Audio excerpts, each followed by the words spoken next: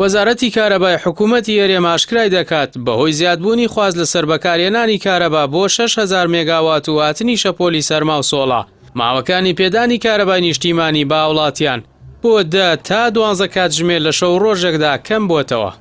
وەزارەتی کارەبای هەرێم لە ڕوونکردنەوەیەکدا دەڵێت ئێستا توانای بەرهەمهێنانی کارەبا بۆ هاوبەشانی کارەبا 2800 مێگاواتە. ڕوونیشی دەکاتەوە وەزارەتکار بۆ گەڕانەوەی 2 وێزگەی هەڵمی خەبات دەکات و تا کۆتایی ئەم هەفتەیە 300 مێگاوات کارەبا بۆ ناو تۆڕی نیشتیمانی کارەبا دەگەڕێتەوە و تا ڕادەیەک دۆخی کارەبا باش دەبێت. ڕاگەیاندراوەکەی وەزارەتی کارەبای هەرێم لەسەر کەمبوونەوەی بەرهەمی کارەبا و داشکاندنی ساعەتەکانی پێدانی کارەبای نیشتیمانی لە کاتێکدایە. لە وادەی کەمتر لە 10 ڕۆژدا سەرۆک و بەرپرسێکی باڵای حکوومەتی هەرێم وەسفی دۆخی کارەبای هەرێمیان کردووە و وایان نیشاندا کەرتی کارەبا بەرەو پێش چووە.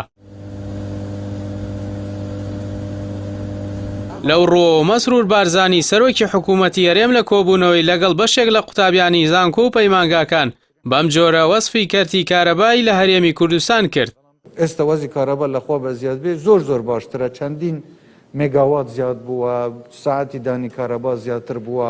هەر لە چوارچێوەی پیاڵدانی کەرتی کارەبا لە هەرێمی کوردستان وتەبێژی وەزارەتی کارەبای حکوومەتی هەرێم لە باسی ئەنجامی سەردانەکەی وەفدی وەزارەتی کارەبای حکوومەتی هەرێم بۆ بەغدا دەڵێت بەغدا زۆر سەرسامە بە پرۆژەکانی کارەبای هەرێم و دەیانەوێت سوود لە ئەزموونی ئێمە وەربگرن و پرۆژەی هاوشێوە دروست بکەن.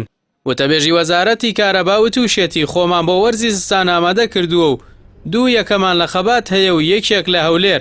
هەندێک چاکسازیان تێدا دەکەین و بڕیارە بۆ وەرزی زستان بەرهەمی کارەبا زیاتر بکەین. ئەم پیاڵدان و وەسفکردنەی کەرتی کارەبا لە هەرێمی کوردستان بەلای هاوڵاتیانەوە شتێکی نوێ نییە. پێشتری چەندین بەرپرسی حکومی و حیزبی بەڵێنی چاکسازیان لە کەرتی کارەباداوە و وەکو دەستکەوت بە خەڵکیان فرۆشتووەتەوە.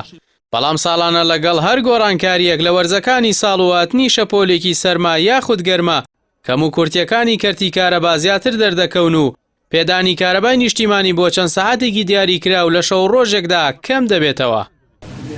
ئەو کارەبایەکە 24 ساعت لەکوێوە هاتووە، لەکوێ سوتەمەنیەکەیەت حسابی ئەو شتانەکە